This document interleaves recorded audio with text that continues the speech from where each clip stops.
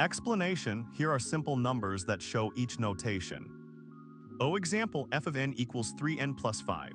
We can say f of n belongs to big O of n because after n0 equals 1, 3n plus 5 is less than or equal to 8n, choose c equals 8.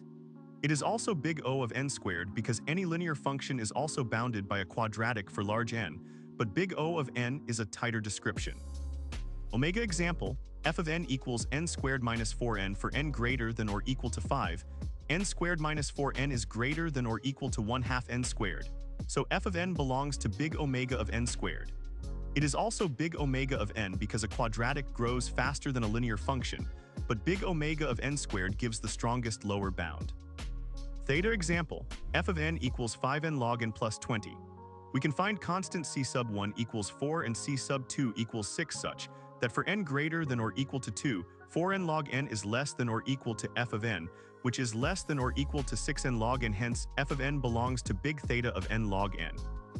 These examples show how the same function can belong to many big O and big omega sets, but only one big theta set that matches its true growth rate.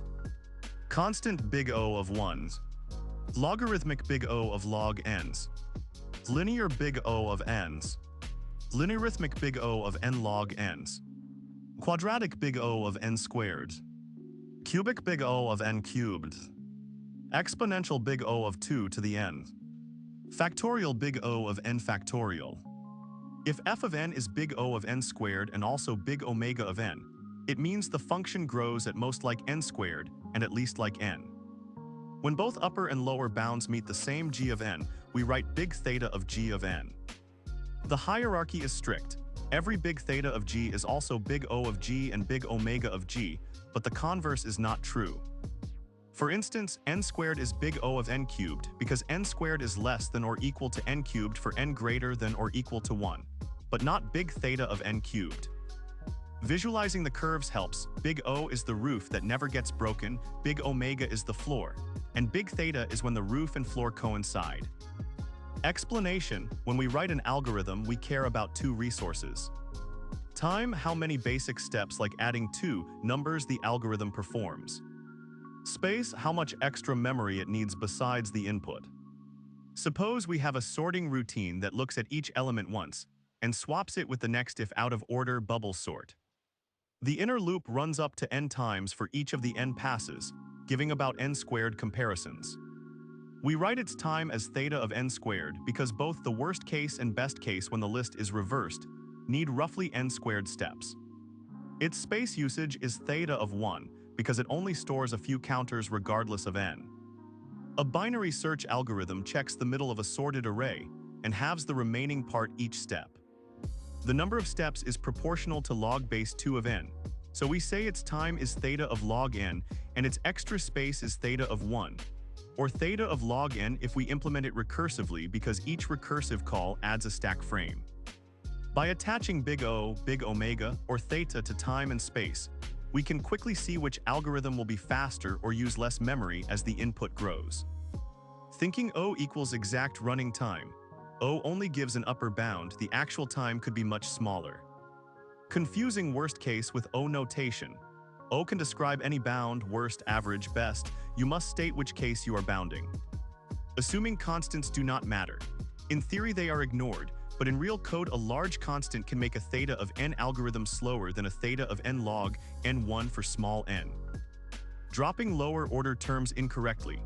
When you write f of n equals n squared plus 5n plus 10, you may say f of n equals O of n squared, which is fine, but you cannot conclude f of n equals theta of n because the n squared term dominates.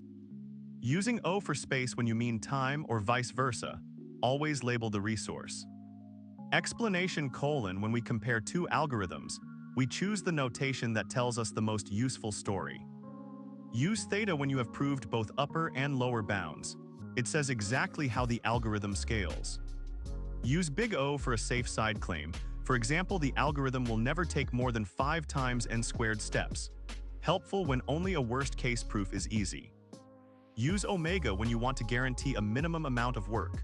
For example, any comparison-based sorting must do at least c times n log n comparisons. If one algorithm is theta of n log n and another is theta of n squared, The theta notation instantly shows the first will grow slower for large n, so we pick it. If both are big O of n cubed but one is actually theta of n squared and the other is theta of n cubed, the theta notation reveals the hidden advantage. In practice, we write the tightest bound we can prove, because it gives the most information while still being correct.